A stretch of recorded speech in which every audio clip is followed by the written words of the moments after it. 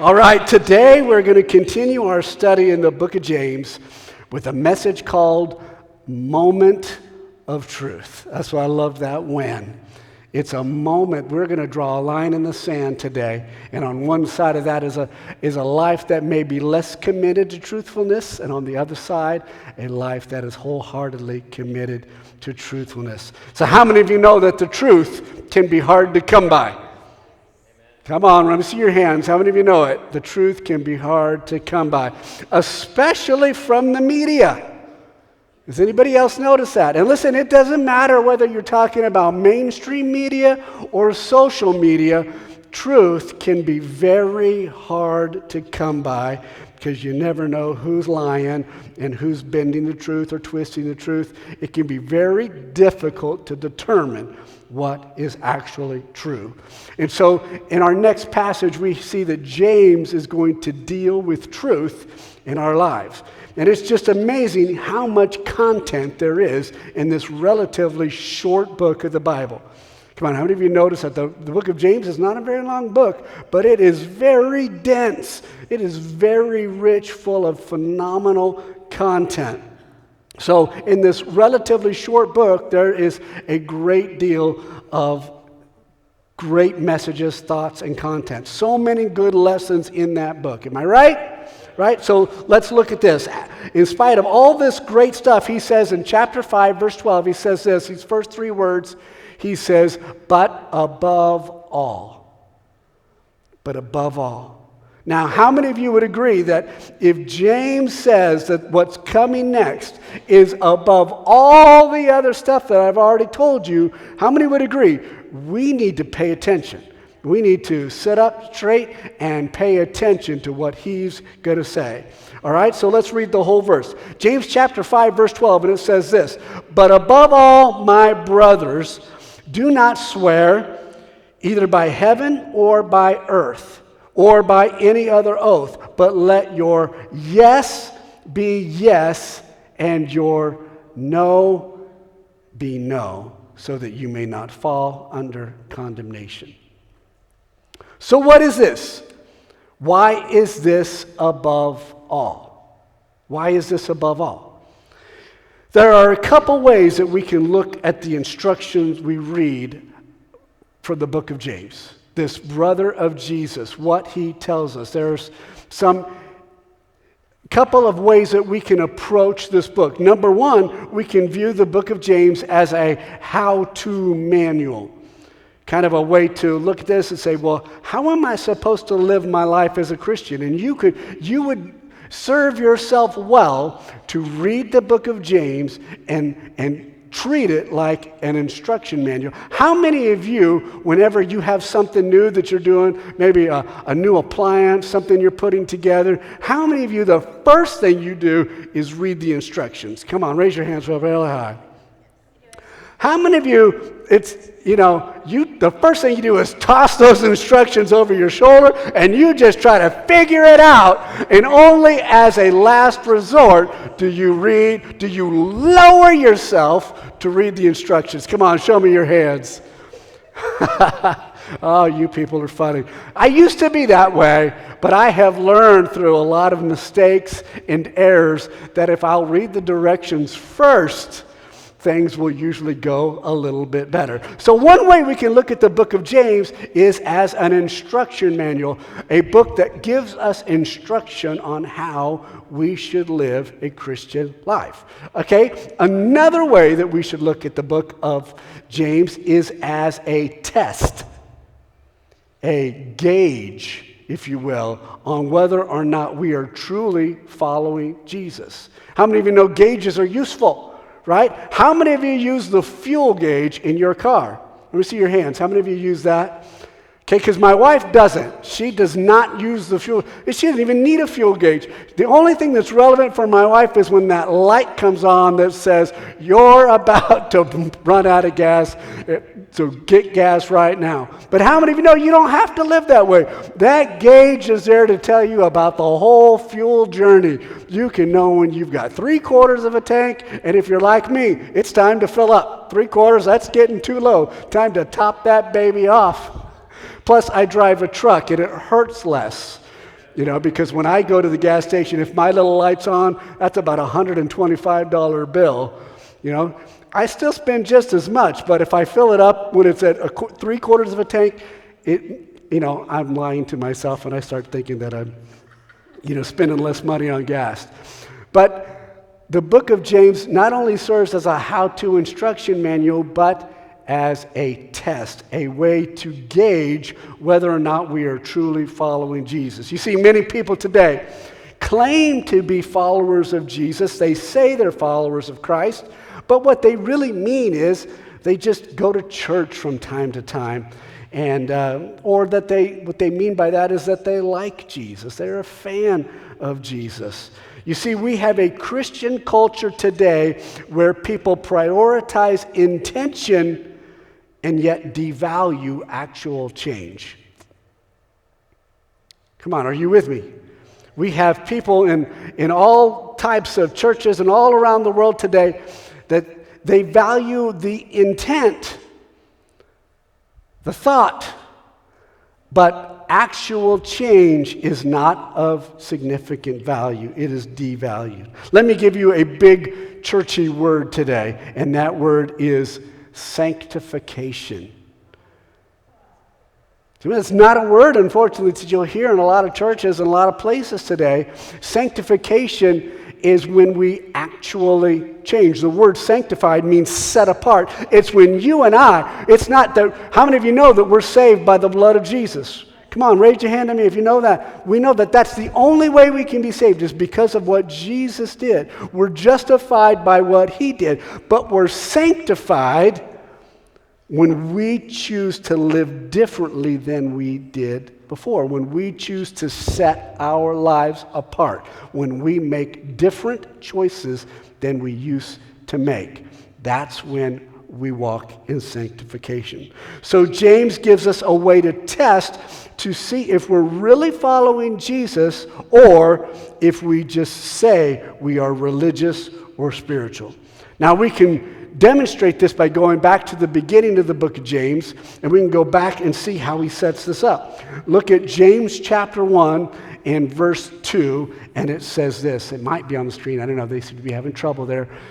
James chapter 1, verse 2, and it says this. Count it all joy, my brothers, when you meet trials of various kinds. For you know that what's that word? I'm sorry, which word is it?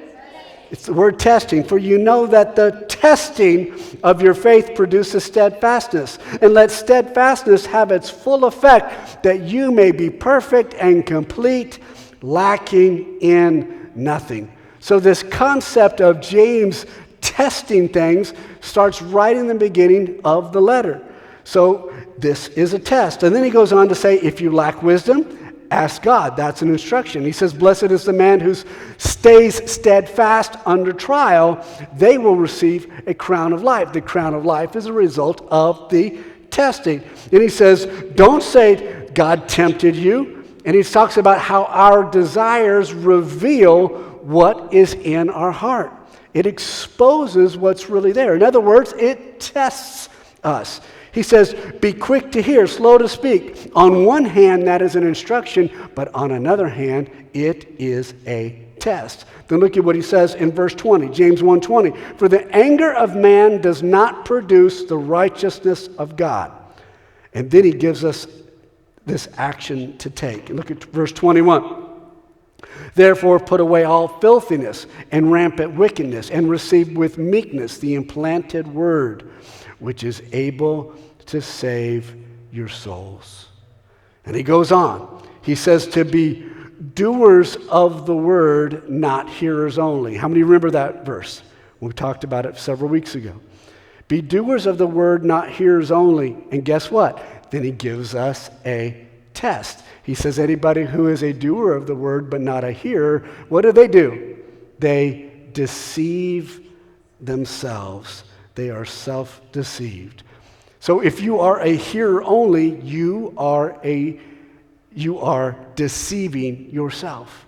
There's a lot of people in a lot of churches today. They come and they'll hear the word, but they don't apply the word of God to their life. They just say, well, God knows my heart. Listen, that's the problem. God does know your heart. The challenge is many times you don't know your own heart, and you give yourself credit for good intention where God's measuring actual change. Come on, somebody, are you with me? So how do you know? How do you know if you're deceiving yourself? I have never met a deceived person that said, you know what, I'm deceived right now. Never had them to say that. That just doesn't happen. People who are deceived do not know they are deceived. So how can you know if you are deceiving yourself when it comes to your walk with God? Well, James gives us a test. Are you actually doing what the Word says?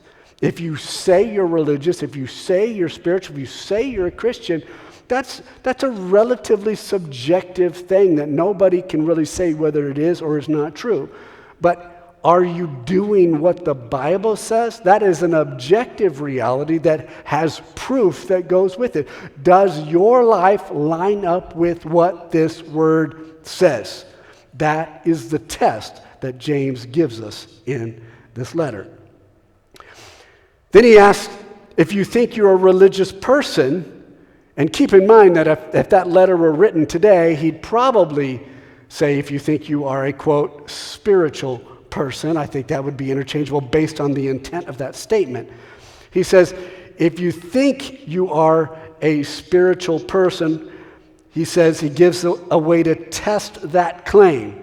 And he says pure and undefiled religion is to visit orphans and widows. In other words, to help those who cannot help themselves. It's a test to determine whether we are actually religious or we're just claiming some version of religiosity. Okay? And then he says that we need to keep oneself unstained from the world. See, keep in mind, that wasn't just an instruction. It was a test. And if the way the world lives, the way the world values, the way the world thinks, if it's indistinguishable from the way you live, the way you value, and the way you think, then you might need to reevaluate the claim that you're truly following Jesus. This isn't about bringing guilt and shame on you. It's about giving you a way to test yourself and know, am I really truly following Jesus, or do I just say that I'm following Jesus? He goes on in chapter 2, basically saying that if you favor the people who can help you, your judgment is corrupt, and that this type of partiality is sinful. Then he gives us a test, a way to test our faith. How many remember the way James gives us to test our faith? Come on, we talked about this. He said, by doing good works. Look at it. In James chapter 2, verse 18, it says this, but some will say, you have faith and I have works. Show me your faith apart from your works, and I will show you my faith by my works. Then as we go through chapter 3, James gives us a way to test our discipline by saying, if we can control our tongue, we can pretty much do anything. If we can get a handle on that unruly thing called the tongue, then we can do just about anything. In James chapter 3, verse 13, he gives us another test. He says, who is wise and understanding among you? By his good conduct, let him show. Everybody say show. Let him show his works in the meekness of wisdom.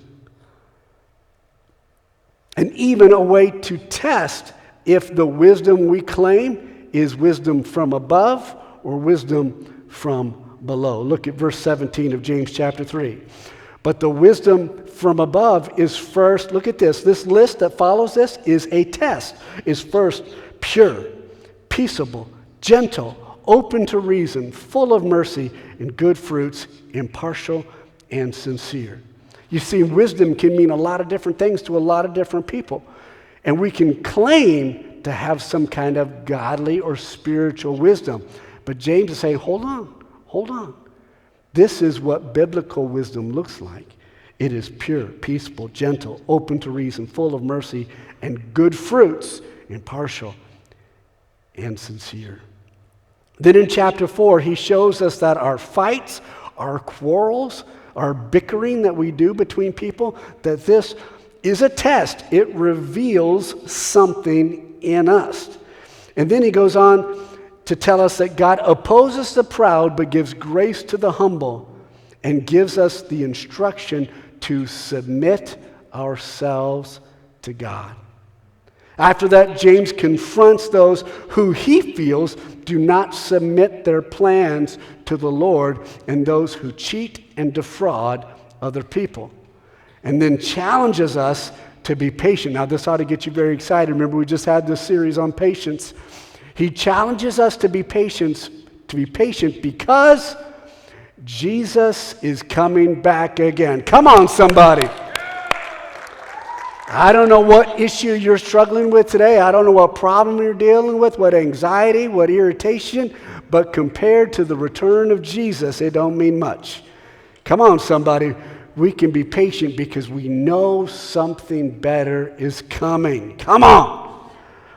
And after all that instruction that he gives us through the first 4 chapters, and even through a good portion of the 5th chapter, he says this, but above all. Come on, are you feeling the weight of this? But above all, my brothers. James has covered so many things, given so many instruction, given so many tests, and now he says this one is above all the others. Let's read it again. James 5:12. But above all, my brothers, do not swear either by heaven or by earth or by any other oath, but let your yes be yes and your no be no, so that you may not fall under condemnation. Oh, there is a whole lot that we can unpack in this one verse. And to be honest, some people have taken this verse and kind of ran off on what I would call far-reaching implications with this, taking this verse to say things that I do not believe the verse says. For example, some people say that this verse means we are forbidden to ever swear in a court of law. Like if you have to testify in a court of law, well, according to James, don't put your hand on that Bible, don't take an oath, don't say that. You're not supposed to take any oath other than let your yes be yes and your no, no.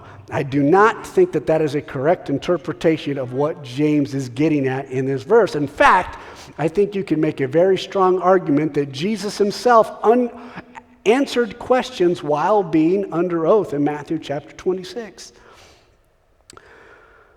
So, speaking of a court of law, have you ever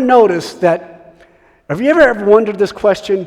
Why is it when we go to court and we have to testify that we have to swear to tell the truth? But not just to tell the truth, we have to swear to tell the truth and then nothing. So, have you ever wondered why that's necessary? Why can't we just say, are you going to tell the truth? Come on, how many with me? That should be good enough. Say, are you going to tell the truth today? No. We have to place a hand on the Bible, and we have to swear to tell not only the truth, but the whole truth, meaning we're not going to deliberately leave anything out, and nothing but the truth, meaning we're not going to add anything that's not relevant in that would blur the picture or muddy the water. We have to swear to be truthful in the heart of what we are communicating. Now, let me ask you a question. Have you ever met somebody that thought the truth, the whole truth, and nothing but the truth were 3 separate things? I sure have. I've had friends over my lifetime, and it's just like, well, they tell you the truth, but it wasn't really leading to a true picture, and they were throwing in things that weren't relevant. They were deliberately letting you believe something that wasn't true, all whilst saying something that was technically true. And have you ever been deceived by somebody and their response was, well, it was technically true? Come on, let me see your hand. You ever had somebody do that to you? Okay, a lot of you have. If you didn't have your hand up, I wonder, are you the type of person that says it was what you said is technically true? Listen, if you have to defend your statements as being, quote, technically true, there is a good chance those statements were willfully deceptive.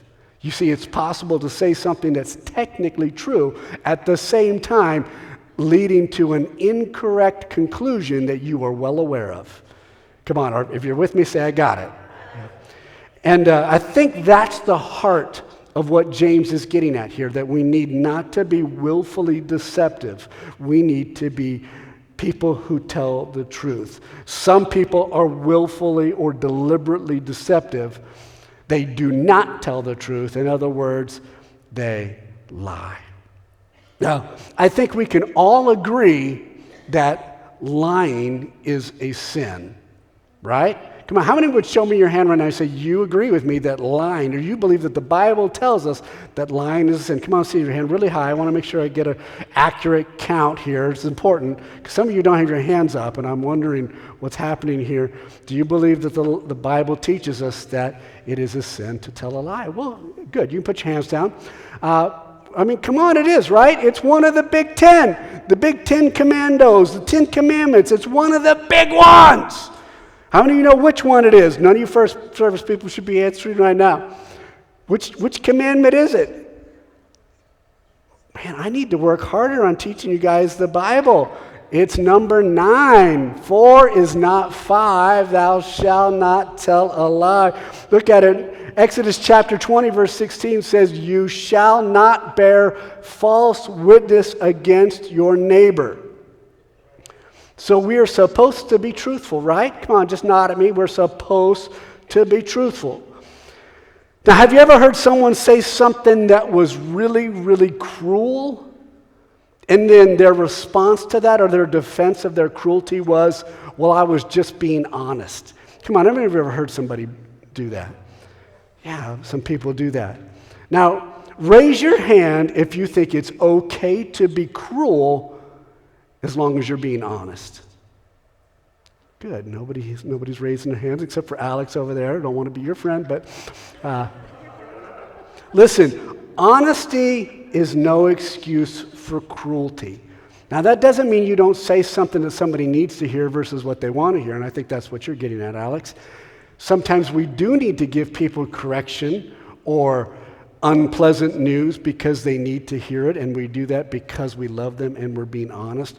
I'm talking about someone who's like just cruel, like, you're ugly and your breath smells bad, That may be true, but that's not nice. Come on, are you with me? Sometimes people say things that are cruel in nature, they're mean, and they do so, they justify it with the idea that their honesty is more important than their kindness. Listen to me, you might want to write this down. Honesty is no excuse for cruelty. It's just not supposed to happen. Honesty is no excuse for cruelty. Now, a moment ago, virtually everybody in this place raised their hand and agreed that the Bible teaches us that to lie is a sin. Right? Now let's do another poll. Raise your hand if you think it is always wrong under any circumstances to say something you know is not the truth. Really, nobody?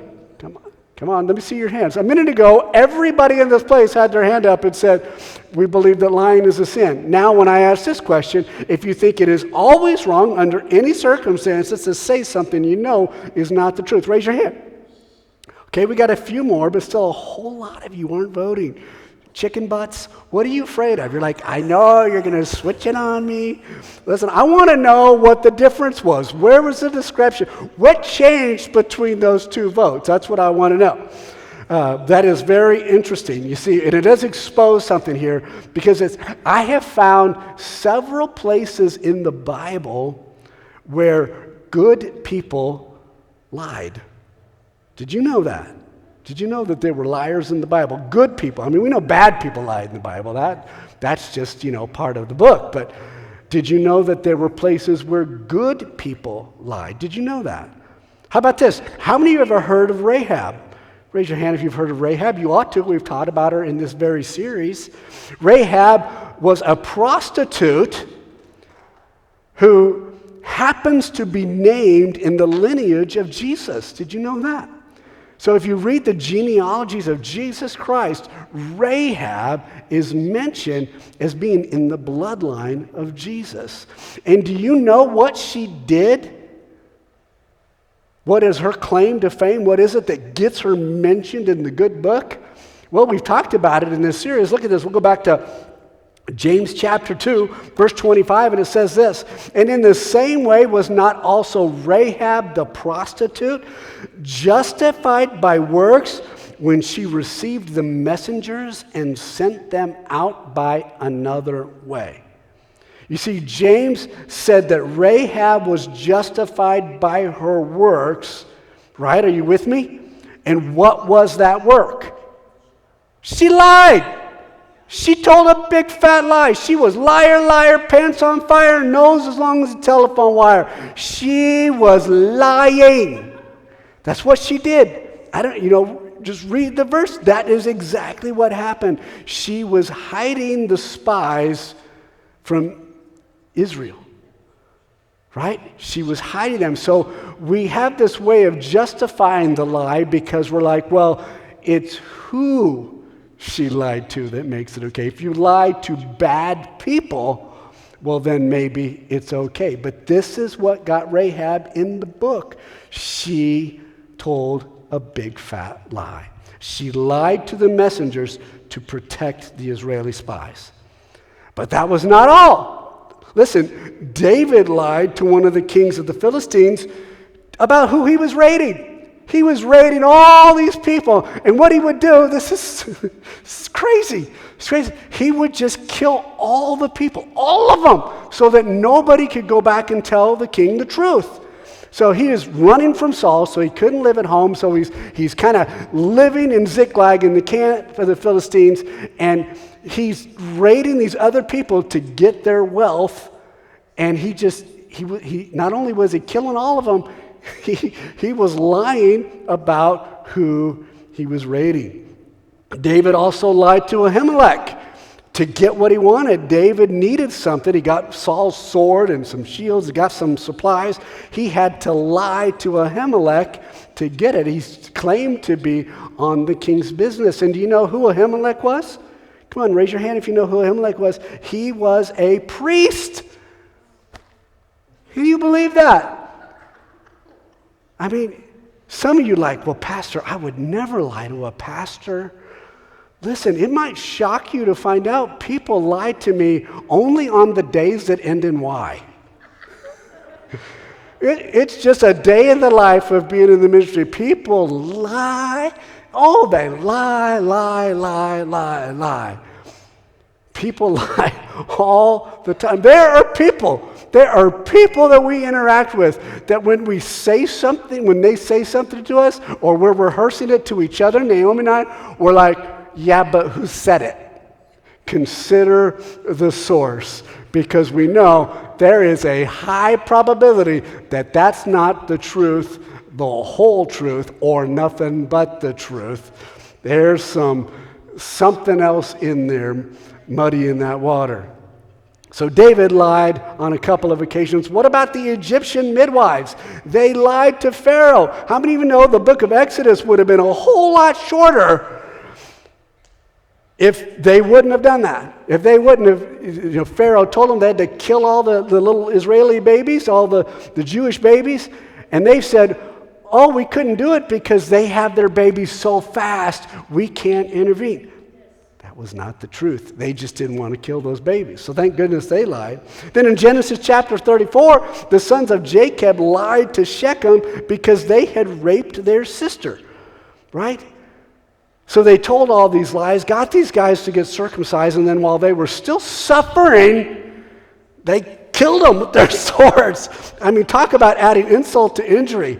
That's just brutal. And nobody reads that story and goes, man, that was not entirely honest. They were lying in that story. Shame on them. Nobody even mentions that, but that's what they did. They told lies. So here's the reality when it comes to honesty. Most of us grade on a curve. We have a moving scale about what we think is good honesty and what is acceptable dishonesty. So do you know what James is doing here in this passage in James chapter 5, verse 12? Do you know what he's doing? He's quoting his brother Jesus. That's what he's doing. He's quoting Jesus. You see, there was a common practice in those days where people could take an oath and essentially give their word on a matter. Okay?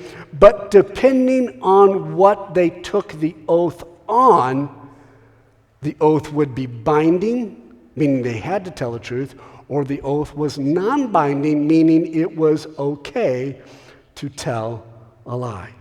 They would say, well, I swear on heaven, and that oath would be binding. Or they say, I swear on the temple, and that oath was not binding, meaning it was okay for them to be dishonest based on what they were swearing on. They could essentially, how many remember doing this as a kid, cross their fingers and put them behind their back? Did anybody do that? Raise your hand if you did that as a kid. Keep your hand up if you still do it. I've got one of them. See, isn't it crazy? Where did we learn that? We all learned it, right? I don't think there's ever been a kid that has lived in the world that we know today that doesn't know that if you cross your fingers behind your back, then for some reason it's okay to tell a lie. All you got to do, I remember as a kid figuring that out. It's like, wait, what? What is this magic? You mean, I can tell you something that I know is not true, but not technically be doing anything wrong because I know the magic trick. Cross your fingers, put it behind your back. Right? Come on. And it was like, if you got scolded for telling lies, you're like, no. I had my fingers crossed behind my back. I'm okay. I'm protected. I have immunity. I had my fingers crossed behind my back. Now, how many of you would agree that if you tell a lie in our culture as a grown-up, it doesn't matter whether you have your fingers crossed behind your back. You're like, well, I promise to make every payment on this brand new pickup. Guess what? Give it a few months. They're going to come take that pickup away from you. And you're going to be like, well, I have my fingers crossed, right? We don't care. We can't do that today, can we? But in the day that James is writing about, they had a system of communicating where they could swear by this object and therefore they had to be telling the truth. Or they could swear by this object, and in that case, it was okay, culturally okay for them to have told a lie and not be held accountable to the oath that they were taking. Listen, look at what Jesus says about this. Let's go to Matthew chapter 23 and verse 16. It says this, "Woe to you, blind guides, who say, if anyone swears by the temple, it is nothing. But if anyone swears by the gold of the temple, he is bound by his oath." Do you see that? Swearing by the temple, okay, you don't have to tell the truth. But if you swear by the gold of the temple, well, you better be telling the truth now. Okay? He says, "You blind fools, for which is greater, the gold or the temple that has made the gold sacred? And if you say someone swears by the altar, that's nothing. You don't have to worry about that. But if anyone swears by the gift that is on the altar, he is bound by his oath. You blind men, for which is greater, the gift or the altar that makes the gift sacred? So whoever swears by the altar swears by it and by everything on it. Whoever swears by the temple swears by it and by him who dwells in it. And whoever swears by heaven swears by the throne of God and by him who sits upon it."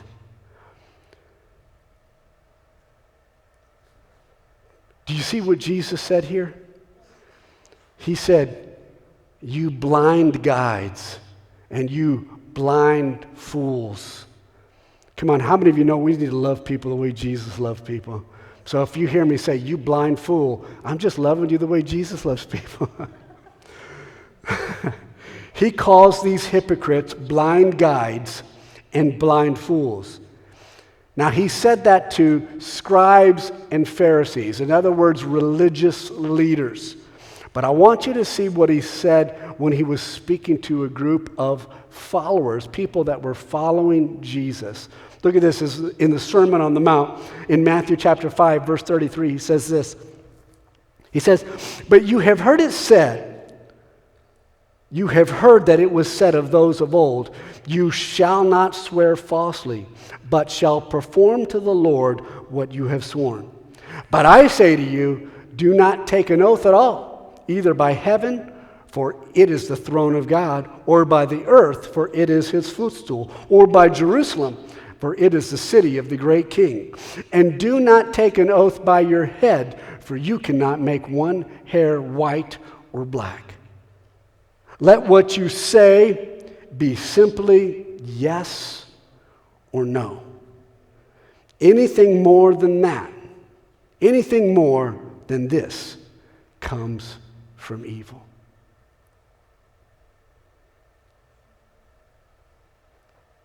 You see, people have taken that to say that if we take an oath, that the oath is evil.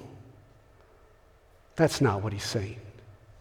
He's saying that if we have a standard where our yes can mean yes in a certain context, but in another context our yes may or may not mean yes.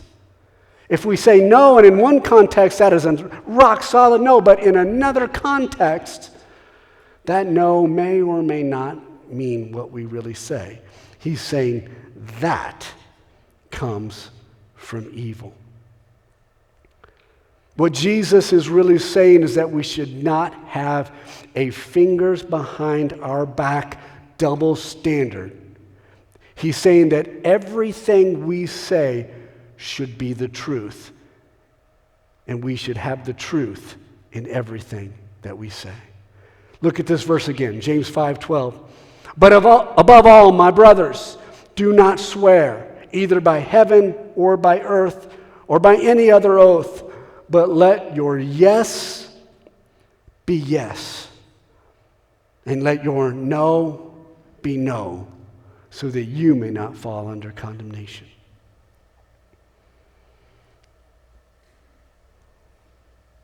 Our word matters. Come on, are you with me today? Our word matters. It is the core of our character.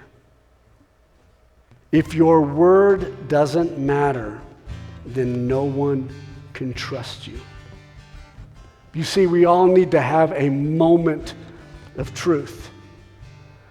We need to have a kind of a line in the sand kind of moment where we realize that over here, the truth was a slippery thing with me. Come on, by a quick show of hands, how many of you have ever told a lie or been deceitful in any way, shape, or form, ever in your whole life? Wow, almost everybody. Those of you that don't have your hands up, I really want to get to know you. I think all of us have. So we've all lived in this moment where the truth may or may not always be the truth with us. We need to have a moment of truth where we say, this moment right here, from this moment forward, I will be a truthful person. The truth will be consistent with me. When I give my word, that word will be my bond. My yes will be equal to yes. My no equal to no. No fingers behind my back. No exceptions. That my word is truth. No more partiality. No more mostly true. I love the thing that one of my pastors used to say. A half-truth is equal to a whole lie. But we have a weird relationship with the truth as people today.